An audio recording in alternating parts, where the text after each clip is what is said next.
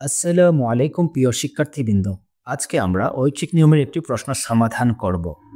চলুন তাহলে প্রশ্নটি পড়ে নিই। ৫টি বিড়াল ৫টি ইঁদুর ধরতে পারে ৫ মিনিটে। ১০০টি বিড়াল ১০০টি ইঁদুর ধরতে পারবে কত মিনিটে? ৫টি বিড়াল ৫টি ইঁদুর ধরতে পারে ৫ মিনিটে। এটা হচ্ছে এই প্রশ্নের মূল পয়েন্ট। আমরা এই প্রশ্নটি ঐচ্ছিক নিয়মের সমাধান করব। আবার একটু লক্ষ্য করে দেখবেন, এটা হচ্ছে মানসিক দক্ষতার প্রশ্ন বা মেন্টাল এবিলিটির প্রশ্ন। যেমন ৫টি বিড়াল ৫টি ইঁদুর ধরতে পারে ৫ মিনিটে, তাহলে একটি বিড়াল একটি ইঁদুর ধরতে পারে ৫ মিনিটেই।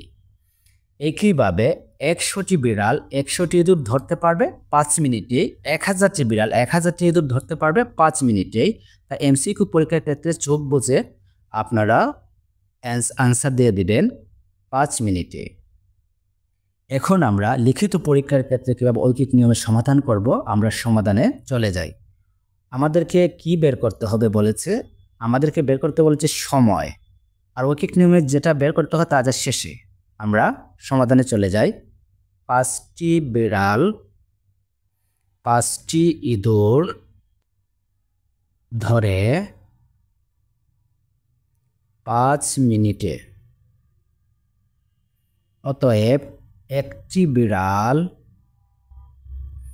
৫টি ইঁদুর ধরে, অবশ্য সময় বেশি লাগবে, সেজন্য ৫ গুণ ৫ হবে, মানে ২৫ মিনিটে।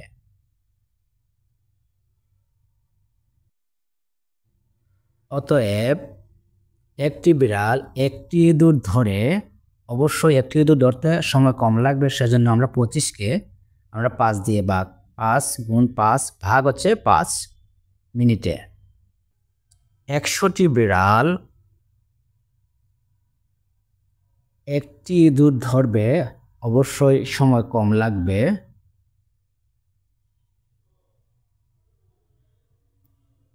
১০০টি বিড়াল একটি ইঁদুর ধরবে, সময় কম লাগবে, সেজন্য ৫ গুণ ৫কে আমরা ৫ গুণ ১০০ দিয়ে ভাগ দিলাম। অতএব ১০০টি বিড়াল ১০০টি ইঁদুর ধরবে, সময় লাগবে বেশি, সেজন্য আমরা ১০০কে উপরে গুণ দিব। ৫ গুণ ৫ গুণ ১০০, নিচে হচ্ছে ৫ গুণ ১০০। ১০০ ১০০ কাটা, ৫ ৫ কাটা, থাকলো হচ্ছে ৫, মানে হচ্ছে ৫ মিনিটে। অর্থাৎ ৫টি বিড়াল ৫টি ইঁদুর ধরে ৫ মিনিটে, ১০০টি বিড়াল ১০০টি ইঁদুর ধরবে ৫ মিনিটে।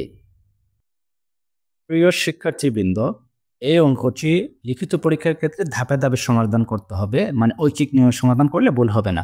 ৫টি বিড়াল ৫টি ইঁদুর ধরে ৫ মিনিটে, তাহলে একটি বিড়াল একটি ইঁদুর ধরবে ৫ মিনিটে। এটা হচ্ছে মূল পয়েন্ট। এভাবে বিড়ালের সংখ্যা এবং ইঁদুরের সংখ্যা সমহারে বাড়লে সময় একই থাকবে। এবং আপনারা এমসিকিউ পরীক্ষার ক্ষেত্রে অবশ্যই চোখ বুজে উত্তর দিতে হবে ৫ মিনিট। আর লিখিত পরীক্ষার ক্ষেত্রে ধাপে ধাপে ঐচ্ছিক নিয়মে সমাধান করলে ভুল হওয়ার সম্ভাবনা থাকবে না। আশা করি আপনারা বুঝতে পেরেছেন। ভালো থাকবেন, সুস্থ থাকবেন। আসসালামু আলাইকুম।